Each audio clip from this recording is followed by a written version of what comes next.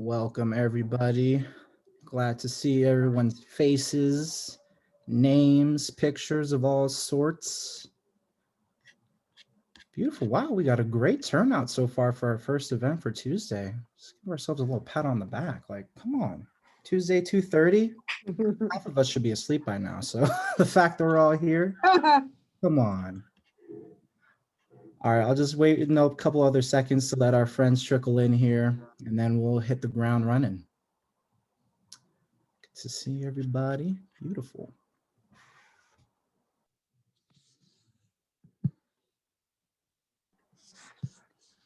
All right, well, justice waits for no one, so let us start.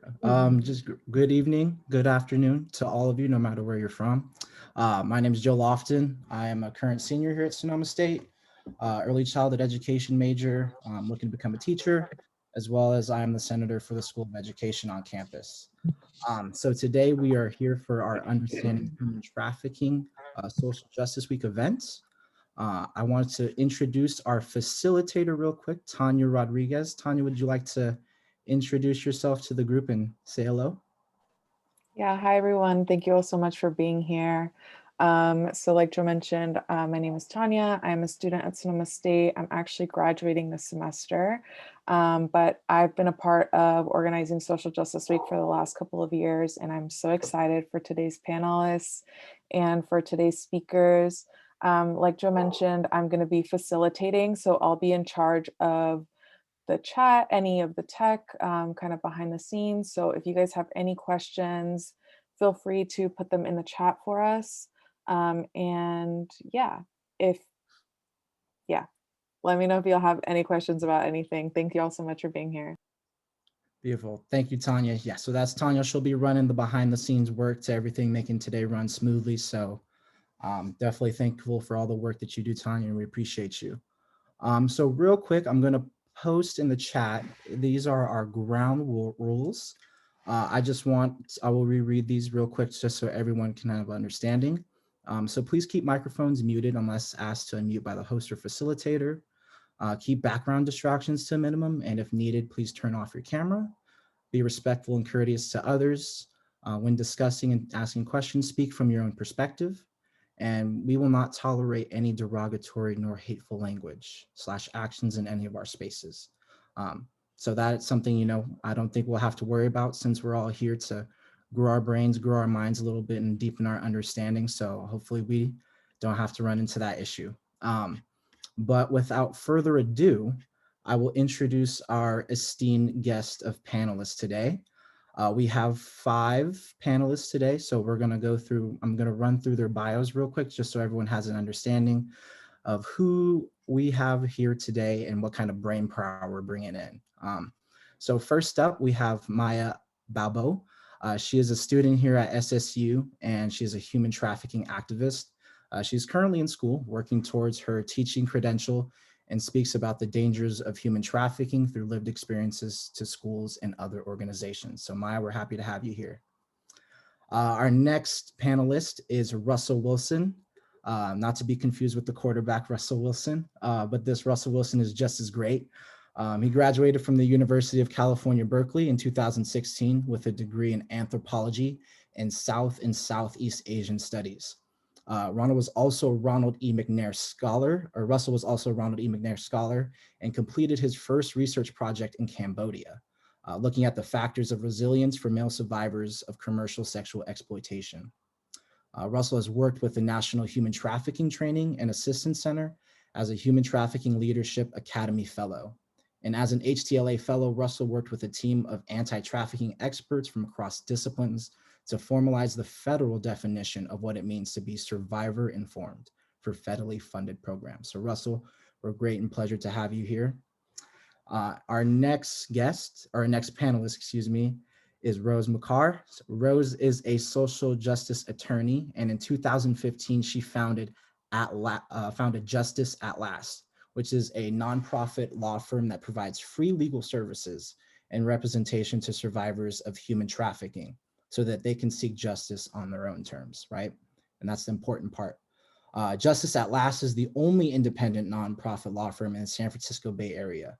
exclusively serving survivors of trafficking and specializing in asserting crime victims' rights, victoria and expungement of criminal records, family law and parental rights, immigration relief, and identity theft recovery. So Rose, we're pleasured to have you here, and it's great we can be able to share the space with you. Next, we have Lori Frugoli. Lori is a Marin native and was first inspired to keep Marin safe when she participated in a law enforcement ride-along program while attending Terra Linda High School.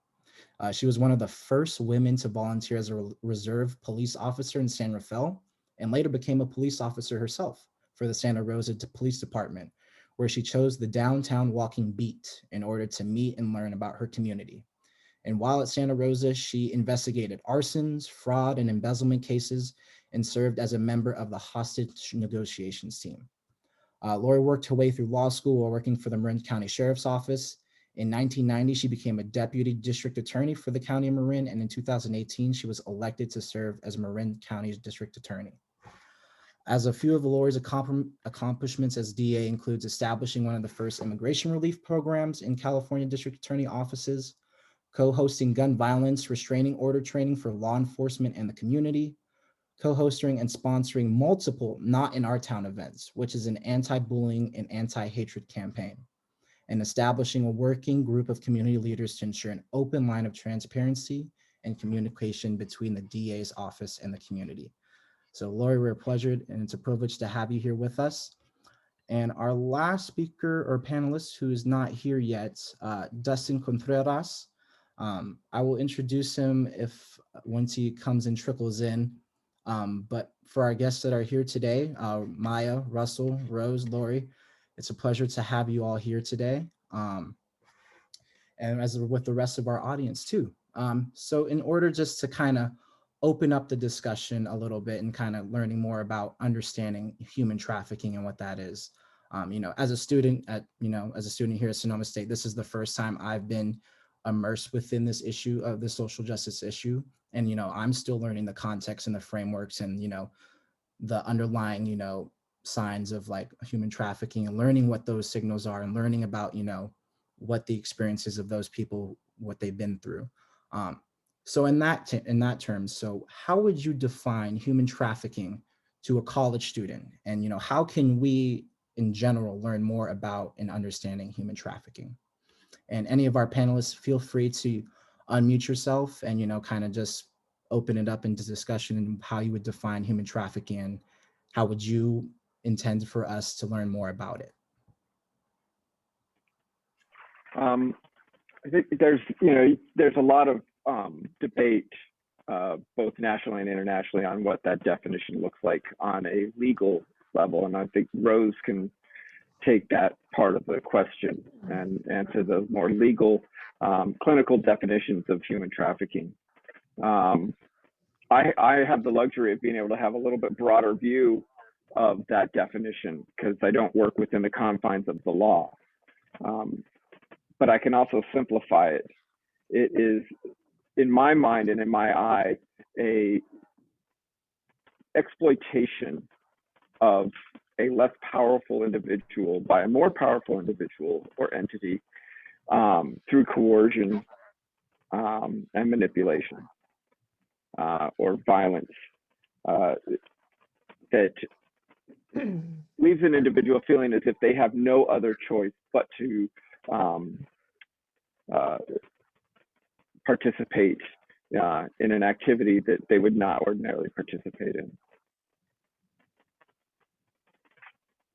Russell's on the money with that, and it can be for commercial sexual exploitation or for labor exploitation. I know Rose has some specific expertise in labor exploitation, and it's something that's so widespread. And when a victim is caught in the dynamics of this, to Russell's point, mentally they feel like, and emotionally on every level, it's for their own survivorship at a certain point.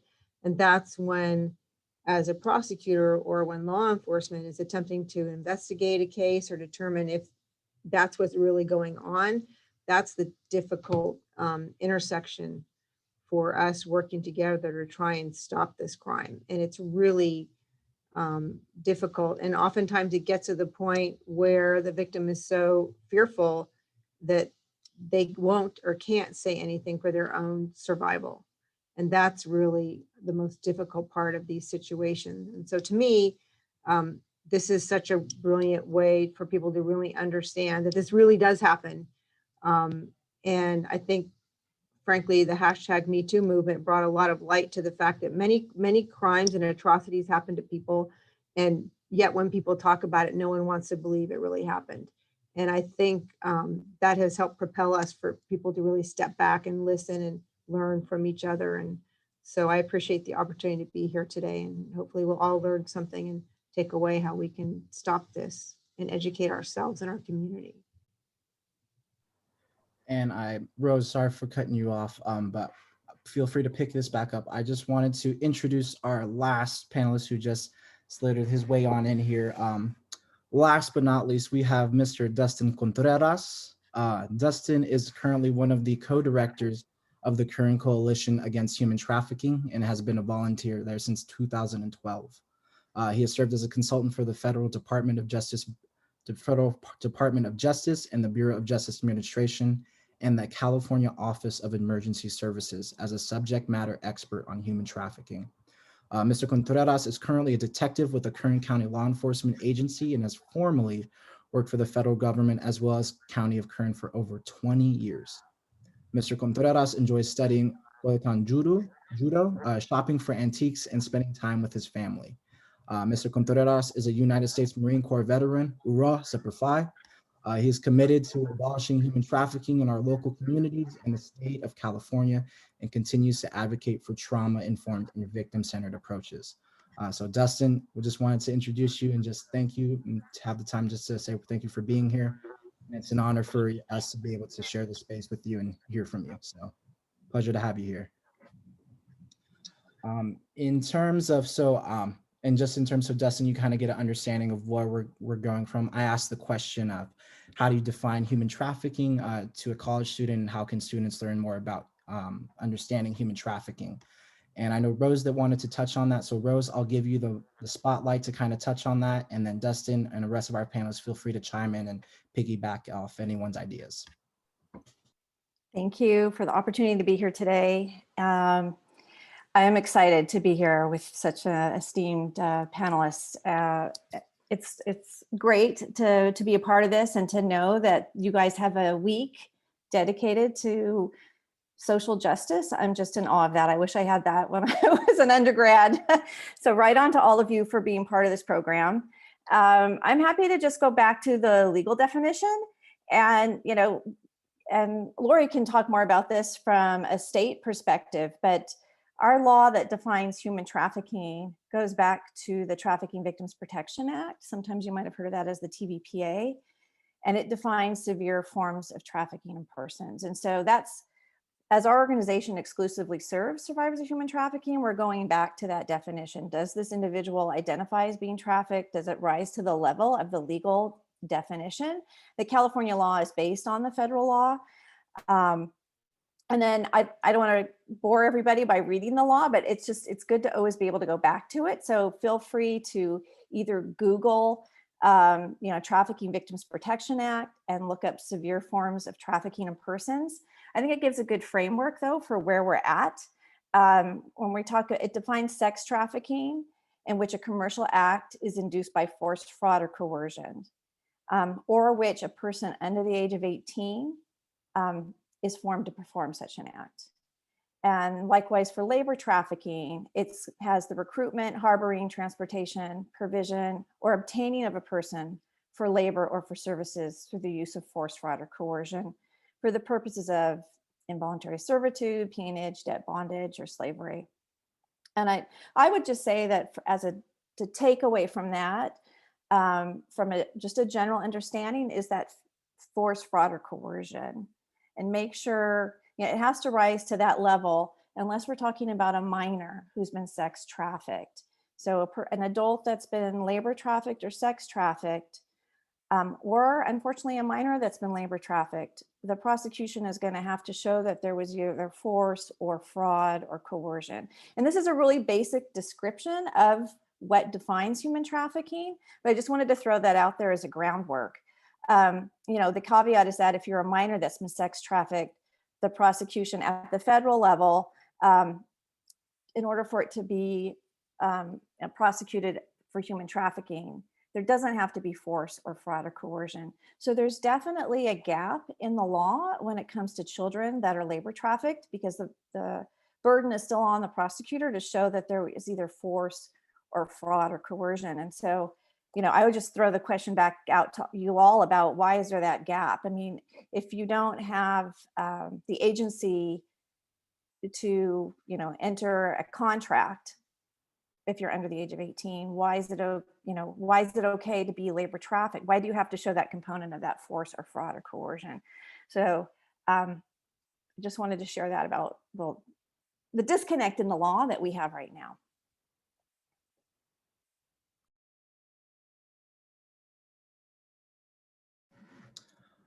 Dustin, I'm curious to if you have any insight onto like your work relating to human trafficking, and how has that kind of reshifted or shifted your understanding revolving around human trafficking, especially in our law enforcement aspect and profession.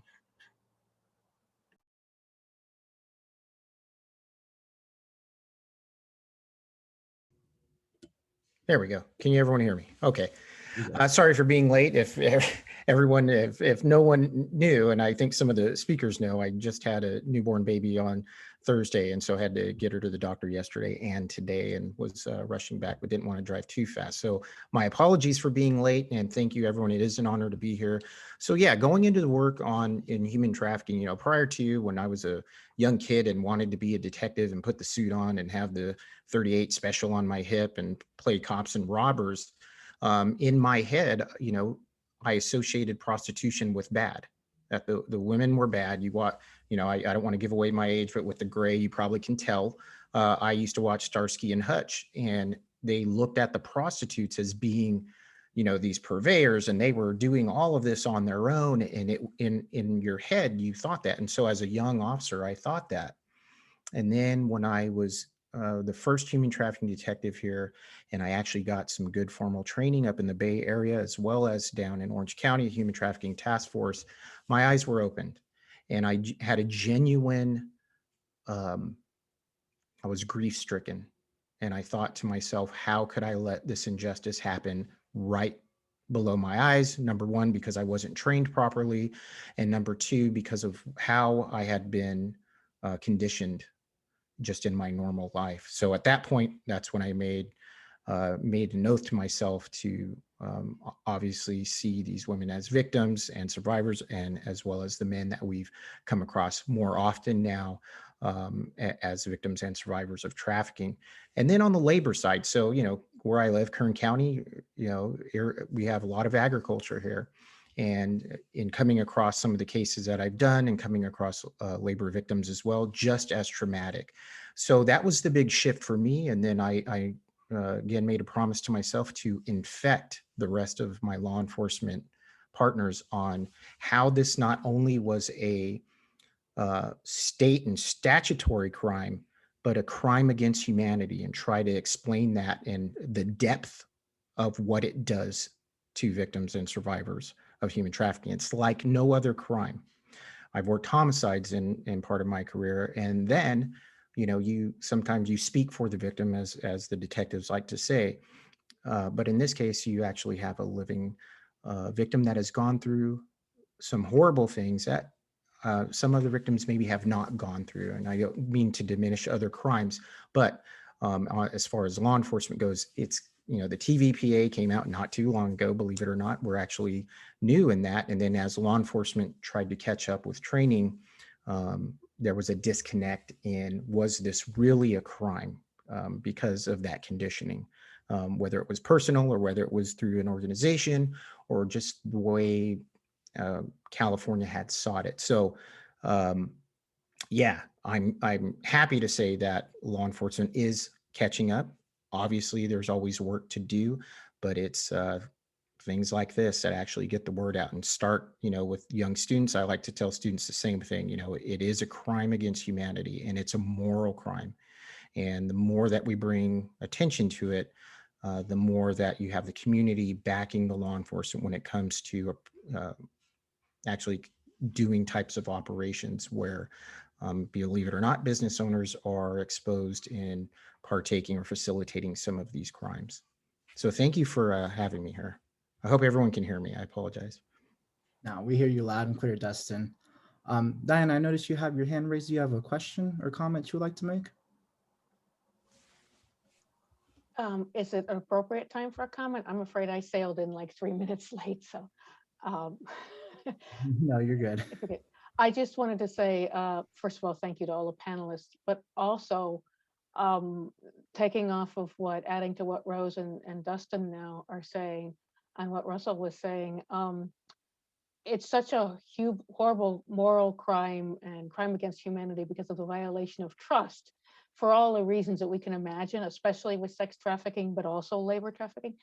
But I think one of the things that worth learning more about, I have a student who graduated who's pursuing this research, is the involvement in family, the betrayal of family members getting minors involved in trafficking. And so that's an area of the literature that she was exploring, and I was helping her, and she's going on to grad school and hopefully going to make that part of her research.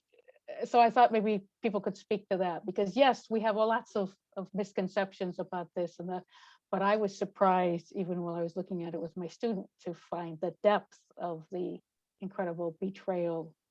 And of course, it's hard to get statistics. You can't say like X% of human trafficking for either labor or sex or any purpose that has family involvement, but there's more than we know. So any thoughts on that?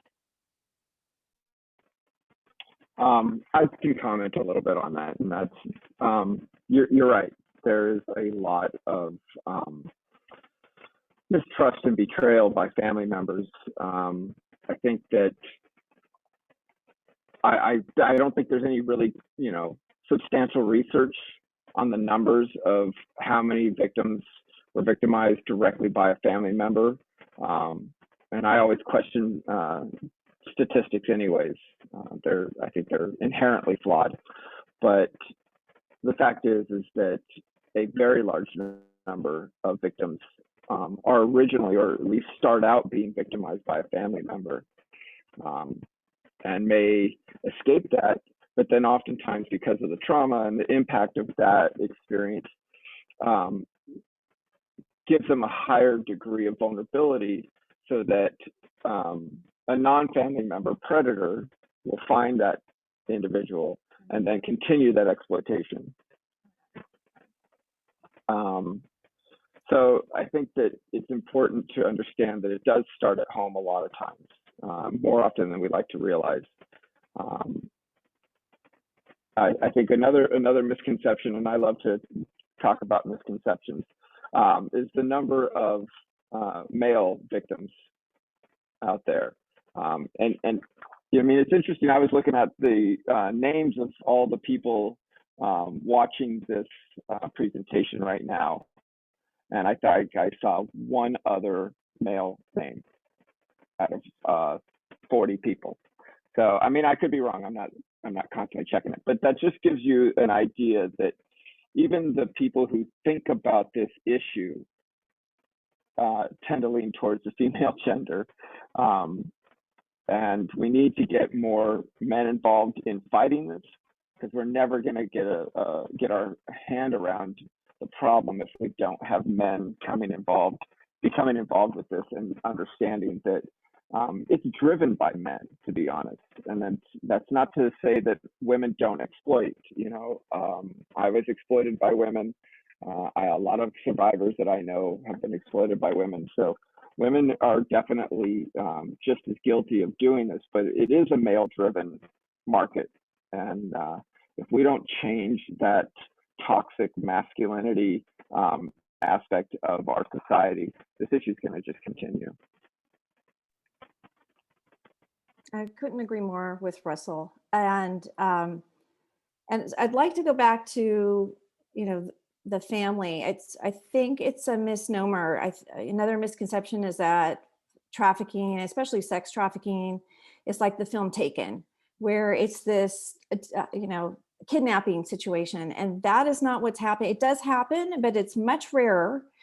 Usually the trafficker is somebody that's known, that is, you know, it's known to the family, it's a trusted person, and that's what creates that vulnerability. So we see that more often than not.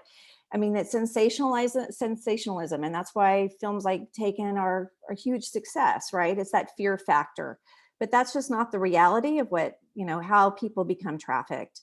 And then, you know, touching on what Russell said eloquently, it's like, it does happen to boys and men, but unfortunately we're not focused on that. And, you know, we see a lot of organizations that are serving survivors of sex trafficking if you're identify as female.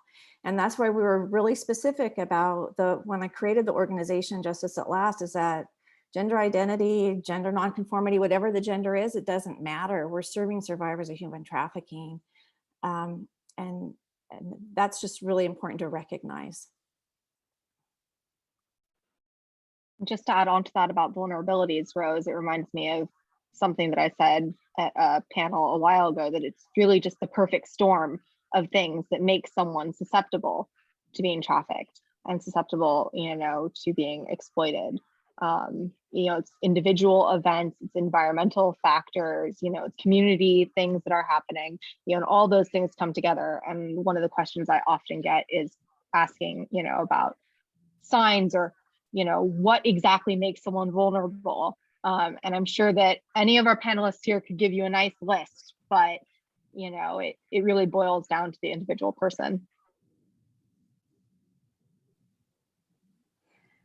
And if they didn't start out as a trusted friend or family member, they create that situation.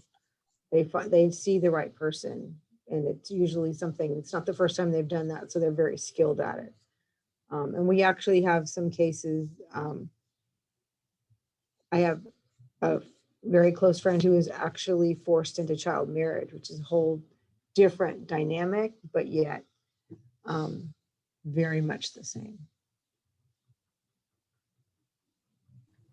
Definitely, yeah. And I appreciate our panelists for being so elaborate in their explanations. So kind of just to keep that conversation going, in terms of, I know we had a question from Jor, and I don't know if any of our panelists want to tackle this head on, but Jor asks, if there's a lot of talk about cisgender people and using binary gender, how does human trafficking specifically target trans and non-binary folks? So if anyone wants to speak to that, feel free to unmute and kind of elaborate. You know, again, it's another population, you know, very much like male survivors and victimization, that is ignored and not acknowledged. And transgender community is particularly vulnerable, actually. And I think that the lack of understanding of the trans community makes them even more invisible. And much like men who are, and boys who are trafficked, they're blamed and held responsible for their own exploitation. And so it's a severe case of victim blaming. They chose, you know, most people don't understand that being trans is not a choice. And so they think of trans individuals as choosing that, and therefore then they chose to be victimized at the same time. And so I try to speak up as much as I can around the trans community. However, it's also, just like it's not my place to speak on behalf of people of color, as a non-trans individual, I have to really be careful not to go too far down that road. But I do support that community, and I do understand that vulnerability tremendously. And it breaks my heart to see, even within the anti-trafficking world, that community is ignored more often than not.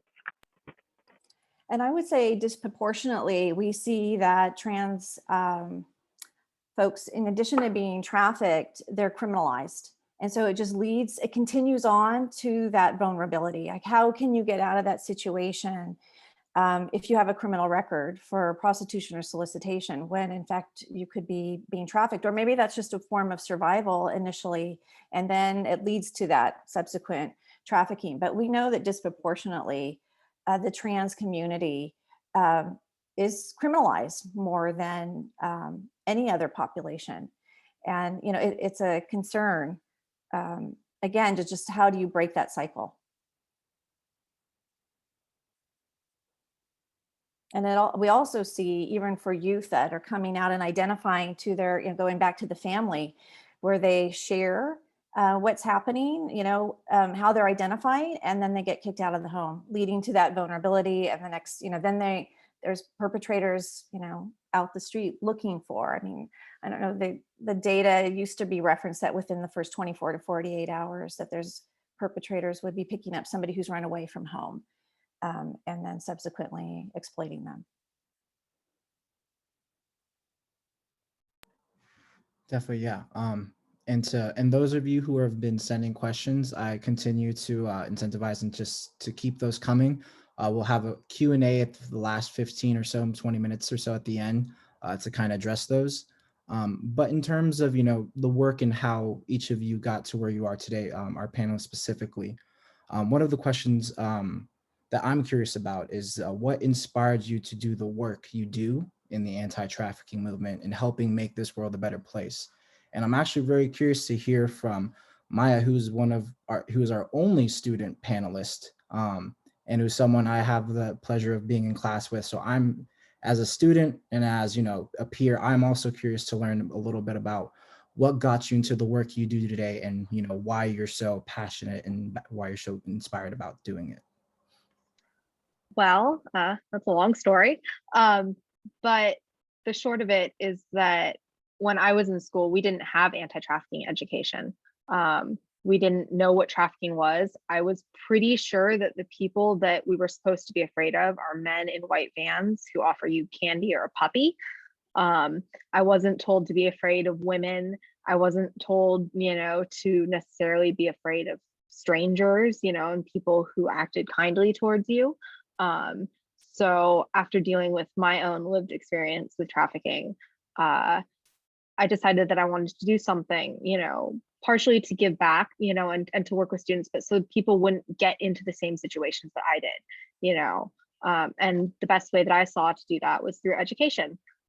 So I spend, you know, my volunteer time going into high school and middle school classrooms where it is now mandated that they talk about trafficking and speak about trafficking there. And that's a lot of my motivation, you know, to get in and do the work, because it's so important that they have that education. And by educating our youth, we're able to prevent a lot of the issues that come along with trafficking, you know, so they understand what it is and how to deal with it, you know, and if they see it with their peers. I mean, I've had that come up in some of the classes I've spoken in. Someone's come up to me later and said that they thought one of their friends was being trafficked, you know, due to the different signs that they've seen. So it's important. Definitely, yeah. And any of our other panelists want to touch on, you know, what inspired you to get into your work and your line of profession and where you are today? Well, I can say that when I first started going to UC Berkeley, I was invited to a community panel discussion by a very well-known survivor activist. And having, again, my own lived experience, I, of course, had an opinion about everything. And those who know me still know I have an opinion about everything. But anyways, I digress. No, so I sat and I listened to this conversation for an hour, and then it was time for Q&A. And I was just curious why the conversation around male survivors and victimization never ever seemed to come up. And when I asked one of the panelists, she said that the percentage of male victims is so low that they can't afford to take resources from the girls because there's so many girls being victimized. And just the audacity of such a comment enraged me. And I couldn't I couldn't go another day without speaking up. And that was actually the first time I ever spoke publicly about my own experience.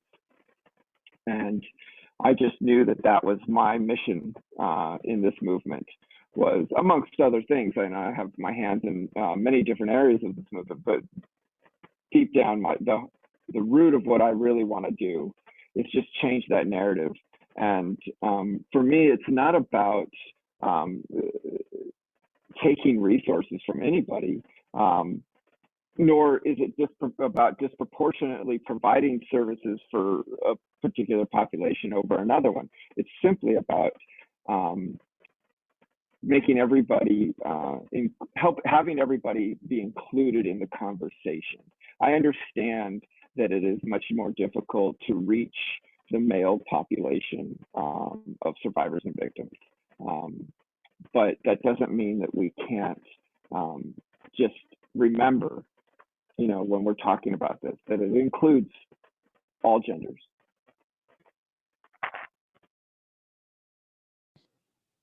I think for me, part of it is righting the wrongs or ignorance of law enforcement in the community for so many years, and really focusing, to Dustin's point, you know, when I was a police officer, we would always focus on the woman.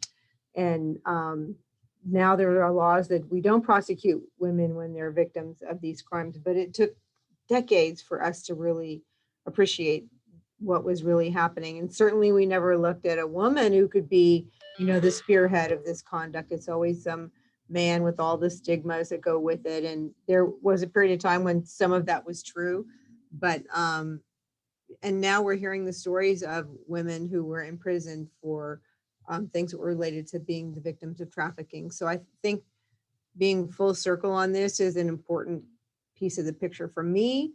And then I also, years ago, lost a victim who ended up committing suicide after she had been molested by a family member who got her addicted to drugs, and she was trafficked. And at that moment in time, that did not really resonate with my office or law enforcement or anyone. And I still, to this day, carry that with me. Like, we really need to pay attention when we do have somebody who's telling us their story, to what's really happening and how we can protect them more.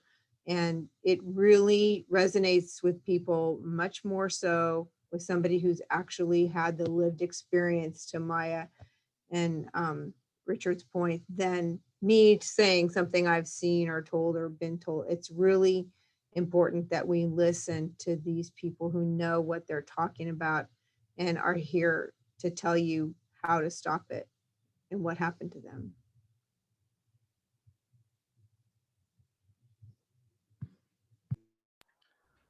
Yeah, can you hear me? Sorry. Go ahead. And Lori hit it, you know, right on the spot. It is for, you know, a lot of, I think I mentioned it earlier, you know, guilt that you carry with you. And there's always that one case that you may have had that you want to undo all those wrongs. And I a lot of the earlier training I have, luckily I was able to speak to survivors that had actually been out and in their recovery had been a survivor for a while and had educated and were able to talk, you know, about not necessarily the details of their situation. I wasn't interested in that in the sense that, you know, I'll come across that in the cases that we do. I was more in the wraparound services. I just didn't want to be the cop that was just the facts. Tell me what happened to you, and then let me hand you off to that advocate, to the district attorney. You're their problem now. I wanted to have it all out on the table, especially in that first initial interview, so they weren't re-traumatized in telling their story over and over again. And I remember a survivor specifically telling me about that. Like, you know, I give a piece of myself every time I have to tell this story over and over again. And that resonated with me so well that I wanted to just be the best in handing out, you know, I guess I never wanted to feel like I'm rescuing anyone. It's like, hey, I want to give you the tools so you rescue yourself, and then point you in the right directions. If you ever need me, I am here. That and then I also mentioned it earlier, I wanted to infect the rest of my peers with that and finding individuals that felt the same way that I did. So I was lucky in the sense that I was the first in my whole area to get that training, but also the timing was just right. And seeing other people in this movement to bring it out, you know, what survivors actually go through and have the as they continue throughout life and become a survivor leader. I mean, what, you know, I don't take an individual, you know, oh, look what I did. You know, it takes a village, and just to be a part of that was the rewarding part of that. So it continues to drive me to this day. I'm happy to share. And I think, and Joe, thanks for the introduction earlier of talking about Justice at Last. You know, one of the reasons why Justice at Last was founded was so that trafficked persons could seek justice on their own terms. And what does that mean, right? You know, as an attorney, you know, just generally, and maybe to the average person, justice probably equates to court, going to court, having your day in court, being able to testify and tell the jury, tell the judge, you know, let people know what really happened. But what I found just overdoing the work prior to even creating Justice at Last is that that's not necessarily what a survivor of trafficking is seeking, right? They don't want their day in court. They've lived day in and day out with this constant threat, that coercion aspect of what makes trafficking trafficking. And the threat that if you tell anybody what's happened to you, I'm going to go after your little sister or your parent or whatever it might be. And the fear that's involved, and not just the fear, the stigma, you know, having to go onto the stand and share those horrific, you know, what that person went through 6 feet in front of their trafficker. That's a huge ask. And a lot of trafficked persons don't want to do that. And for them, you know, justice is something else. Maybe justice is just having that opportunity to start a new life and get away, change their name. Maybe seeking justice is doing a restorative approach. So it's not always this go to court and have my day and testify. And be involved in that. And so I see that day in and day out. That's the reason why we created Justice at Last, you know, trying to help survivors understand what are their rights, and give them the choice. Let them, empower them to decide what they want to do, not tell them this is what you have to do, because that's what they've experienced going through the trafficking situation. But it's like everyone's story, it's a long pathway to how I got to where I'm at. And, you know, I have to say that I wanted to be an attorney, but I didn't know what that meant. I didn't know what kind of law. I always said I was going to do human rights. I was going to be a human rights attorney, with not really comprehending what that was going to be. And when I got out of law school, which took a long time because I was working full time while going to law school nights, it can happen. So if anybody's out there and wanting to consider and thinking about it, you can still at any age go after law school and become an attorney. But after that, then what? What was I going to practice? And I wasn't quite sure. And I was fortunate to, you know, start a pro bono practice and try to figure that out. And I was doing asylum law, and it felt like human rights, but it didn't feel like social justice. It still is social justice, absolutely. But it was a challenge for me. So I went back to law school, got a master's in law, and the whole point there was figure out what I want to do, figure out what I want to do. And I was fortunate where I was doing my thesis on former child soldiers seeking asylum in the United States and interviewing former child soldiers. And it was during that research that I had done, I interviewed a gentleman who was from Sierra Leone. He was getting his undergrad degree at American University. And I had the opportunity to interview him a few times about just his story, what led him to the United States, what did he experience? And over the course of those interviews, at one point he said to me, "Miss Rose, I don't like what you're calling me." And I immediately apologized. I didn't mean to offend him. I wanted to know what I had done. I wanted to correct what I had done wrong. And he said, "You keep using this word soldier, child soldier." And he said, "That's not how I identify." And in his words, he said, a soldier to him is somebody who enlists, somebody who gets training, somebody who's assigned a weapon and given a uniform. And his words to me were, I just did what I was told. I was a slave. And I already knew that. I already knew that he was being forced to take up arms, but those were not my words. And so going back to what we earlier talked about that lived experience, how critical it is to listen and understand from those that have lived it. They're the experts. I don't consider myself an expert at all. I'm an attorney and, you know, I have a skill, but I really feel that the lived experience is critical. And so when this young gentleman told me he was a slave, I took a step back and I said, well, you know what? Human trafficking wasn't on my radar, but I realized this was human trafficking during armed conflict. And so it made me want to do like a look about what's going on here in the United States. At that point, I hadn't heard about human trafficking here in the US. It was somewhere else. It was primarily what I had known was Asia sex trafficking. So I started looking critically at what was here, what anti-trafficking efforts were taking place here in the United States. What laws do we have to protect survivors? That's what led me to this long pathway to where I'm at right now, because I saw significant gaps for survivors of trafficking, where in particular legal needs. One survivor is going to have numerous legal needs. And maybe there's a nonprofit that's serving immigration for foreign nationals, but that doesn't address the US citizen who's now has a criminal record because they were charged with prostitution and solicitation. So I'm doing the work because one, I'm motivated day in and day out by our clients, we have an advisory council that's made up of persons with lived experience. And I'm just grateful for that opportunity to be a part of that and try to help serve that significant gap we still see to this day for survivors of trafficking.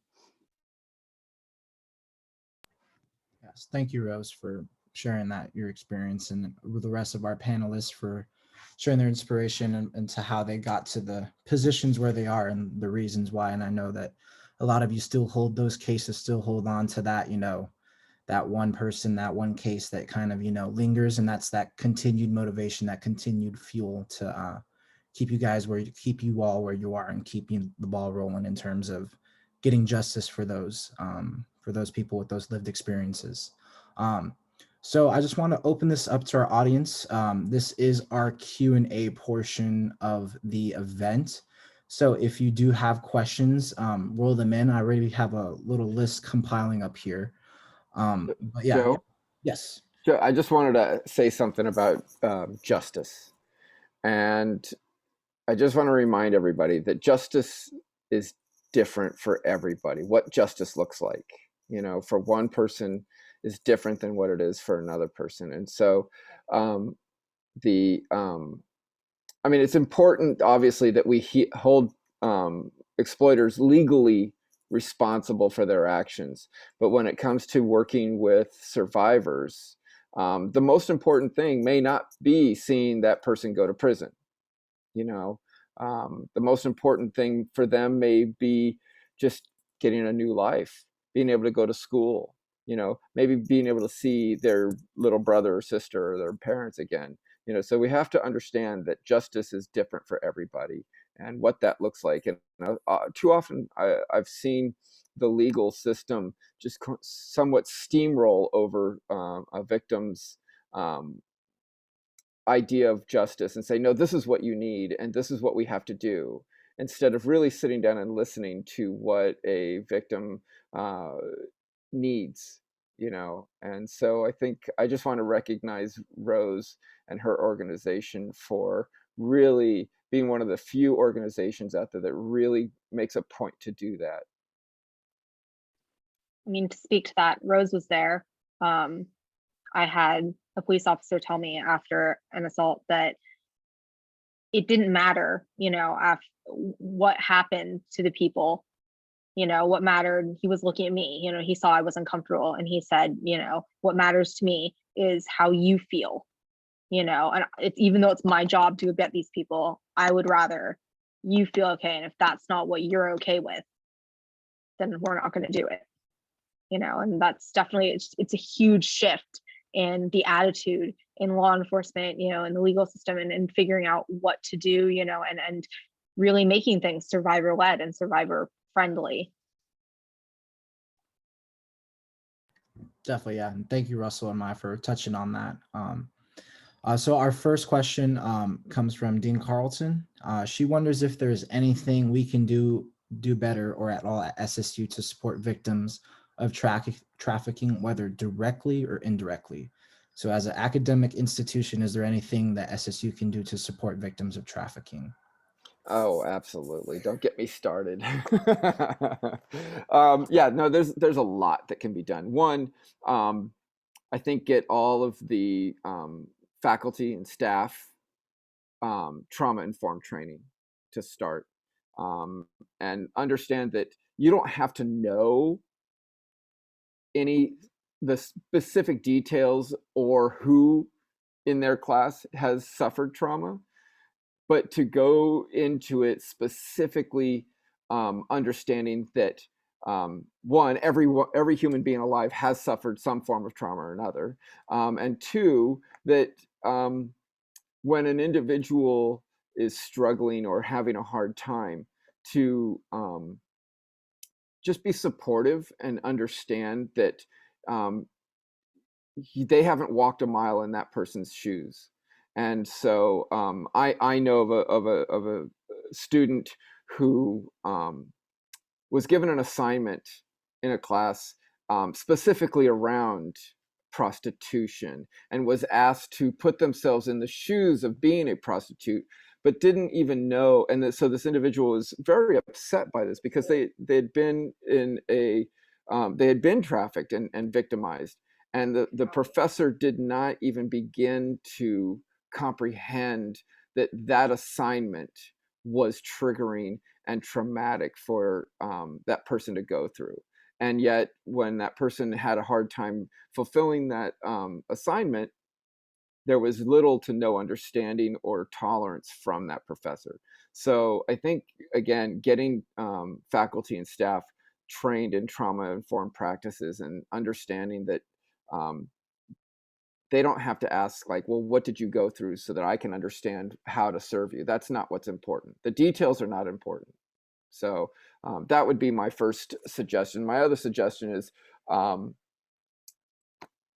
this experience right now is a perfect example of the things that colleges and universities can do to further broaden the student body's understanding of this issue.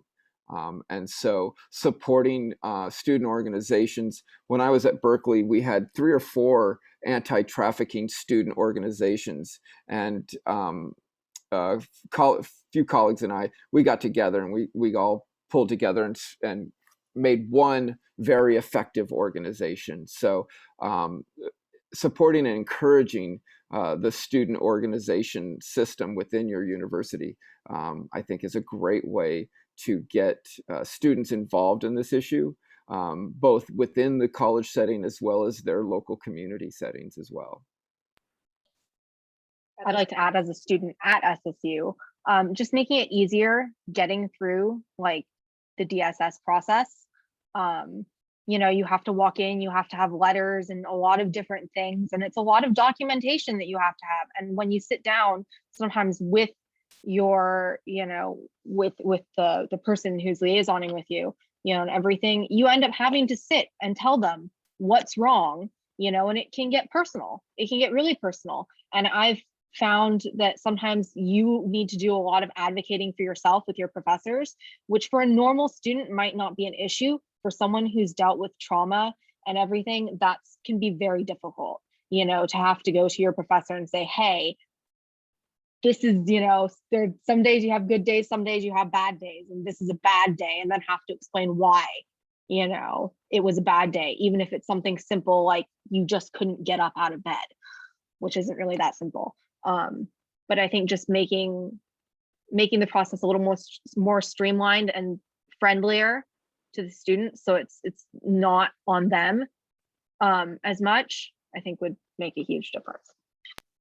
And again, I'm sorry, I want to continue on this, but it's important. the fact is that, again, as I mentioned earlier, the details are not what's important. And you have to also understand that survivors of trafficking are rarely believed to begin with. So then when we're asked to give all this documentation to prove that we are struggling with this form of complex PTSD, it just furthers that stigma and that lack of desire to come forward and get the help and support that we all need. So finding a way to believe them when they tell you, I need these accommodations, and you don't need to know why. You just need to trust that I need these, because if I didn't need them, I wouldn't ask for them.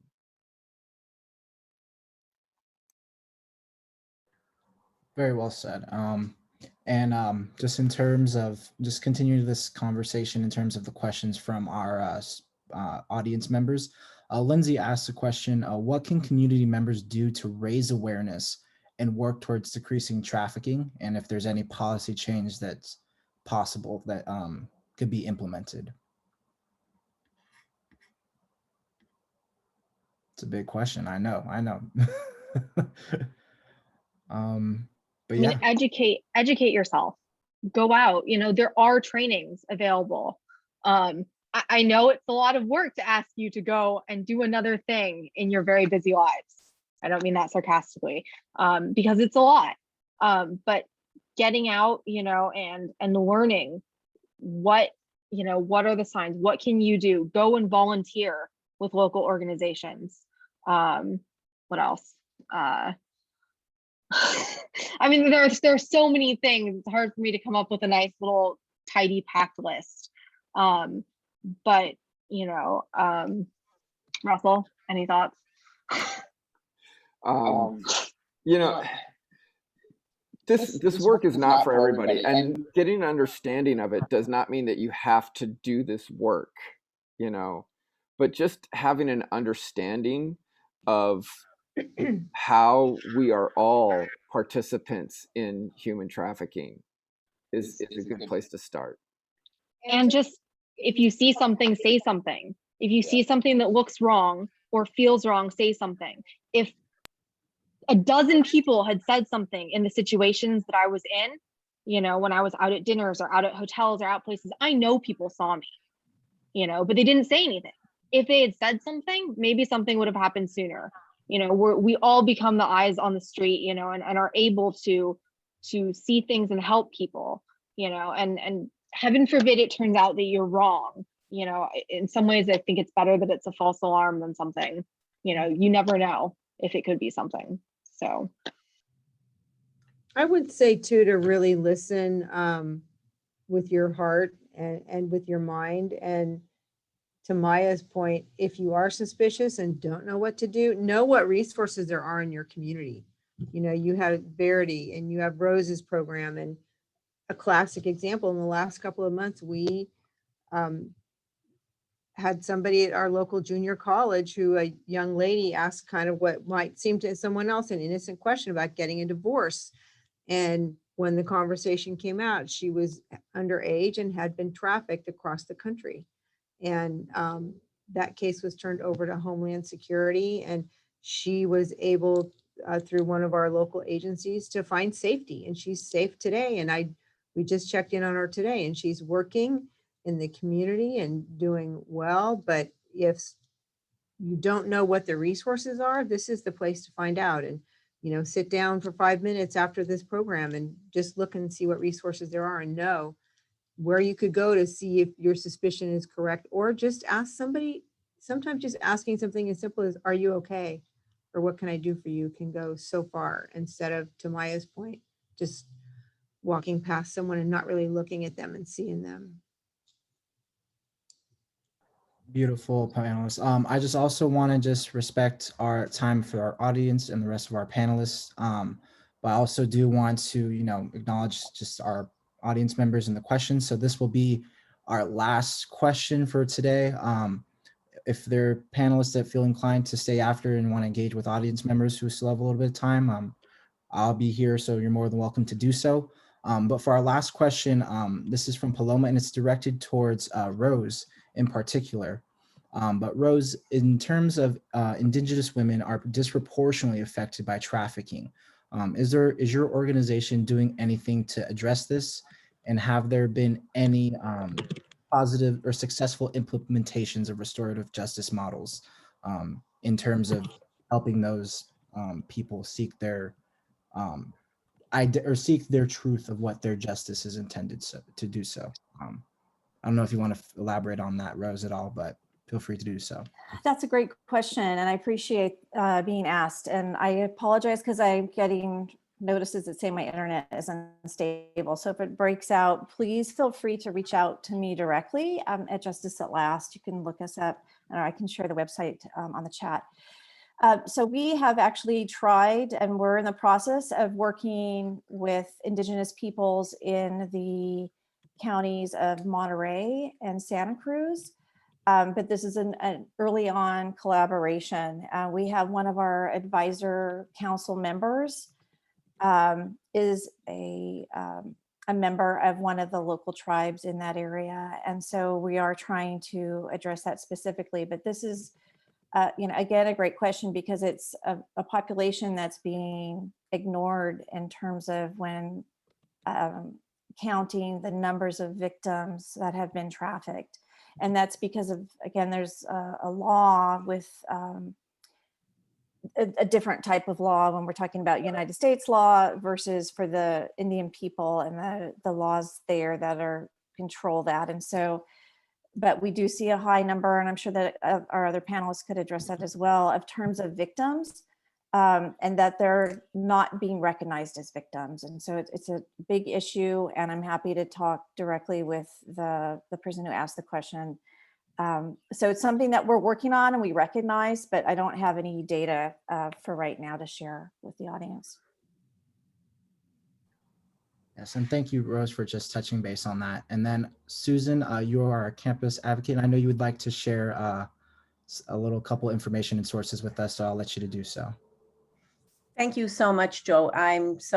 This has been an incredible panel and presentation. And I just want to add that my name is Susan Polito. My pronouns are she, her, and hers, and I'm the campus confidential advocate.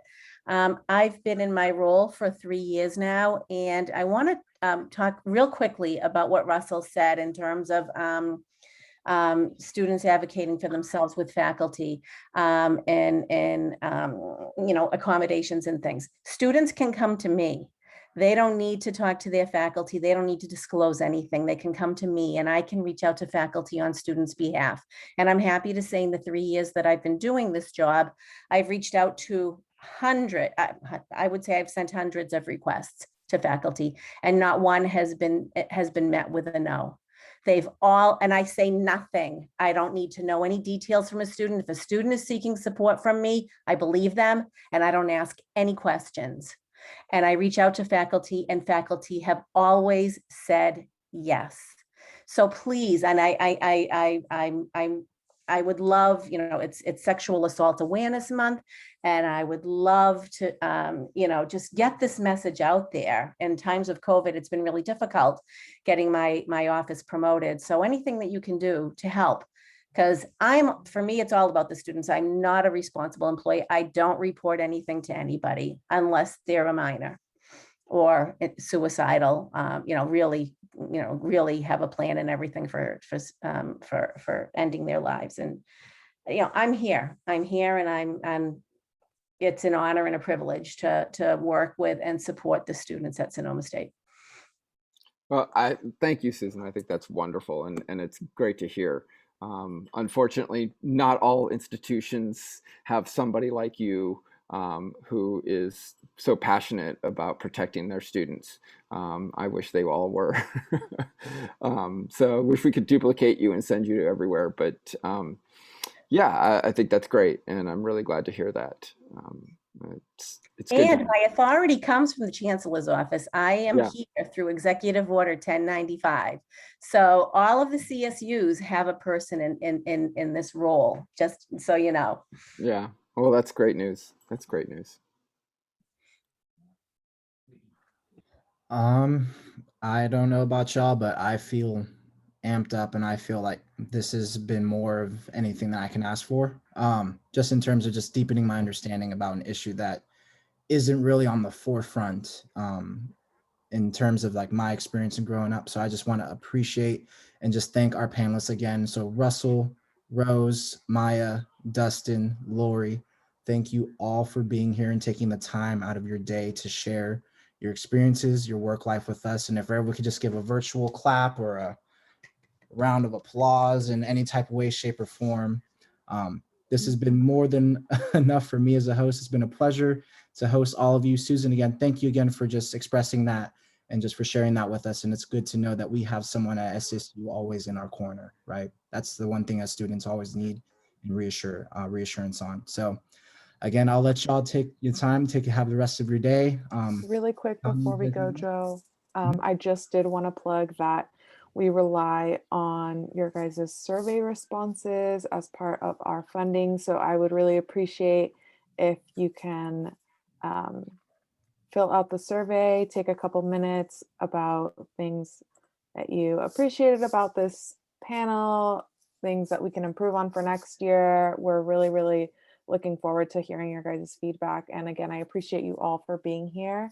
And I learned so much in this panel. I feel like it was such an interesting panel. So I'm so glad and so thankful and grateful to have you all here.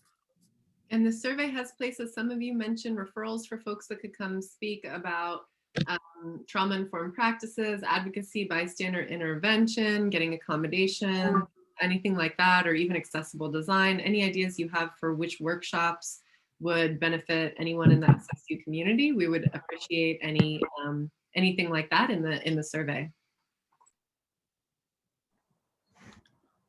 Awesome. Well, thank you, Caitlin. Thank you, Tanya. Thank you again, our panelists, for coming in. And thank you, everyone else, for enjoying and coming in to share this space and to grow our minds and to be able to learn a little bit more about understanding human trafficking. Again, thank you all. Have a great rest of your day. And, go out and make this world a little bit better place than we found it. Really well done, everyone. Awesome. Beautiful. Take care, everyone. Thank you. Stay safe.